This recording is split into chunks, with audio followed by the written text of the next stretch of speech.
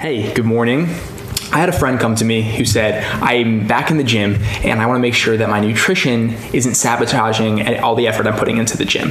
And I want to make sure that I am going to reach my health goals and not slow myself down in the process. And the only caveat here is that he is a vegetarian and eats mostly vegetarian. And he wants to basically know whether or not there's anything that he needs to be supplementing into his vegetarian diet and just make sure that his body is getting everything he needs and he's not leaving any gaps in his nutrition. It's a great topic, so I'm going to get right into it. First and foremost, a lot of vegans and vegetarians lack fat.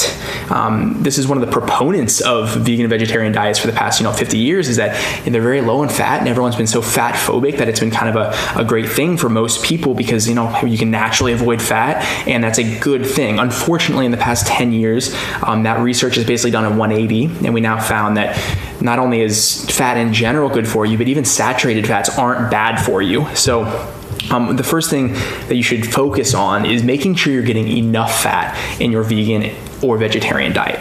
Now, it's very important to initially note that vegan and vegetarian is like a big spectrum. Vegan is no animal products. Vegetarian is mostly no animal products, but some people eat fish, some people eat eggs, some people eat milk and dairy. So it kind of depends here on what type of vegetarian you are. If you're a vegan, it's going to be even harder. Some vegetarians can get away with getting plenty of fat by eating, things like eggs and fatty fish and, dairy, certain types of dairy. So depending on what you are, might depend on, to what extreme you might need to go to compensate for your lack of fat. The big thing here is that it's not necessarily about lack of fat, it's about lack of specialized fats, which I'll talk about in a second. First, I want to recommend some foods that you can work into your vegan or vegetarian diet, and everyone should be, whether you're a vegan or not, or vegetarian or not. These are great foods to work into any diet, and those are avocado, olives, and coconut. These are plant products that are naturally high in fat. They're all slightly different in their fatty acid composition. Coconuts are a great example of a plant-based saturated fat, which is fairly rare. But again, you should be working these three plant-based fats into any diet. And then if you are a vegetarian that eats some animal products, like fish and eggs, you should definitely be working in fatty fish like salmon and sardines if you can handle it. Sardines are a great food. They're super, super nutritious, and they're also very small fish, and so that means they're very low in bioaccumulated toxins and heavy metals. So they're a very good fish to eat every single day. Things like bigger fish like swordfish and albacore tuna are really, really big fish, so they're really, really high up on the food chain, and so those basically toxins and heavy metals accumulate up the food chain, and so those are the big fish you don't want to eat every day. You want to limit that to 1 or 2 or 3 times a month, whereas things like sardines you can just chomp on all the time. So those fatty fish, very important. They have this specialized fatty acids that I'm going to talk about in a second. Things like pasture-raised eggs, very nutritious, very good for you. Again, high in this specialized fatty acids. And things like grass-fed butter and grass-fed ghee. Ghee is clarified butter. These are great fats to work into your diet that are high in EPA and DHA, which are basically preformed long-chain omega-3s. Now, I don't want to get into a huge science lesson here, but they're basically 3 omega-3s. And everyone's heard of omega-3s. It's been like the hot topic in health and nutrition for like 30 years. So the 3 omega-3s are ALA, EPA, and DHA. ALA is found in plant products. EPA and DHA are basically where a ruminant animal, an animal that eats grass like cows or other animals, can basically convert the ALA into these long-chain omega-3s, which are EPA and DHA. EPA and DHA are like the rock stars of the omega-3 family. ALA is kind of like that outcast little cousin that doesn't really do all that much. So be careful when you look at products that say, oh, we have a ton of omega-3s, but it's things like flaxseed, which is just supplying a bunch of ALA, which really isn't doing that much for you in the body. Things like EPA and DHA, on the other hand, these preformed long-chain fatty acids that you really need to get from animal products because our bodies are very bad at converting ALA to EPA and DHA, is that EPA is really important in basically modulating inflammation. DHA is really important for brain and neural health. And so you really want to be getting these in your diet. And that's why it's very important to be eating things like fatty fish, like pasture-raised eggs, like grass-fed butter. If you're a vegetarian, if you're not a vegetarian and not a vegan, you can eat things like grass-fed beef, and there are some other sources. Now, If you are not going to eat those animal products, you can get away with this with a fish oil supplement, a krill oil supplement, or a algae-based omega-3 supplement. Again, make sure the algae-based omega-3 is not just ALA, it's actually giving you the EPA and DHA, and those are perfect for vegans who are really strict on not eating any animals. And so you can get away with that. Again, I would say it's very important to make sure that you are getting a high level of these in your diet, especially if you're not getting a lot of those other products that I was talking about, like the salmon, fish. I'm now just repeating myself, so I should shut up. Let's move on. You need to be getting more fat. You need to be getting more omega-3s, specifically the EPA and DHA. Okay, done. Next point, everyone talks about vitamin B12 when it comes to veganism and vegetarianism, and that's because those diets are typically lacking in vitamin B12, which is very important. You get vitamin B12 from things like red meat, liver is super high in B12. I think it's kind of a moot point because you can get away with just getting a high quality multivitamin that supplies all your vitamin B12 needs. I personally like the form of B12 methylcobalamin instead of cyanocobalamin.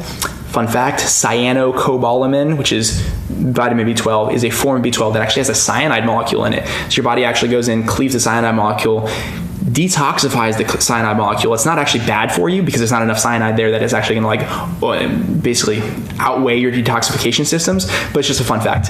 Methylcobalamin is actually the bioactive form of vitamin B12. It's a better form. Try to find a supplement that has methylcobalamin, vitamin B12. Again, I kind of think that's a moot point because you can just take a high quality multivitamin and that is now off the table for veganism and vegetarianism. Excuse me. All right, last kind of points are the low bioavailability of vitamins and minerals in certain plant products and the low bioavailability of protein in plant products. So let's talk about vitamins and minerals first. Basically, plants sequester a lot of these minerals, specifically also some vitamins, a certain way that our bodies can't unlock that well. So basically, bioavailability is the ability of our body to digest, break down, absorb, and use a vitamin or a mineral or a macronutrient. So a lot of times these plant products, they basically have locked away their minerals and we can't access them that well. So you'll look on the back of a package of a plant product and it might say, oh, it's got 60% of this, but we might actually only absorb like 20% of it. And those are just theoretical numbers, just kind of give an example. But so again, I kind of think this is a moot point because you can just take a high quality multivitamin and you're going to be getting everything you need. Again, make sure it's high quality, make sure it's practitioner grade. If you have a question about that, ask me below. But that's because, again, a lot of these their minerals and vitamins have different forms, chemical structures, and some are very bioavailable, others are not. So I need to drink a water now. It's important to be getting a high quality multivitamin to make sure you're getting the right forms so your body's actually absorbing and utilizing them. Boom. Next point, protein. A lot of people say vegans and vegetarians don't get enough protein. A lot of vegetarians and vegans say we get plenty. So what's the answer? Well, if you are a normal individual, you're probably getting plenty of protein on a vegan and vegetarian diet, assuming that you're consciously seeking protein. So as long as you're looking for examples that are vegan or vegetarian that have protein, beans, some of these grains, and things like that. If you're not, you might be lacking. Now, if you're a vegetarian and you eat things like eggs and fish, you're probably gonna be fine, again, because if you eat those on a daily basis, you're gonna be getting plenty of protein. For the average person, you don't really need all that much protein for the average person, but it is important. Now, for athletes or people that are fitness inclined, you're probably not getting enough protein. And then it's important to basically step up that intake and make sure you're really seeking out things like eggs, things like fish, or really probably if you're vegan, you really probably need to add in a plant-based protein supplement. Again, you're gonna run into bioavailability issues. That's why for my vegetarians, I almost always recommend a professional grade whey protein, just because whey protein is so much more bioavailable than a lot of these plant proteins. If you are lactose intolerant, you can get away with like an egg white protein. And so at the end of the day, for most people, you're not going to have any protein issues as long as you're actively seeking out protein on a vegan or vegetarian diet. For people that are athletes or are fitness inclined, pushing their bodies to the next level, you're probably going to need to supplement with a protein. A good way to just like know if this is happening or not, you're not getting enough protein, is if your progress starts stalling. You're not improving in the gym or whatever exercise you do, or your energy levels are kind of dropping. You should really work on getting more protein in your diet. So that's kind of like a wrap up. In summary, If you're a vegan or vegetarian, make sure you're getting enough fat. Make sure you're getting enough specialized fatty acids, EPA and DHA. You should probably be taking a fish oil, krill oil, or an algae-based omega-3 supplement. Make sure it's EPA and DHA and not just ALA. Make sure you're taking a multivitamin, a practitioner-grade multivitamin that's going to supply the B12, that's going to supply the bioavailable minerals and vitamins. And make sure you get enough protein. If you are an athlete, you might want to consider a protein supplement. If you're not, you can probably just focus a little bit more on eating foods that are higher in protein. And at the end of the day, eat whole foods. No matter what diet you're on, the number one step is to eat whole foods. Avoid the refined and processed crap, and you're going to be well on your way to better health. Have a great day, everyone, and I look forward to hearing back from you. And if you have any questions, let me know below.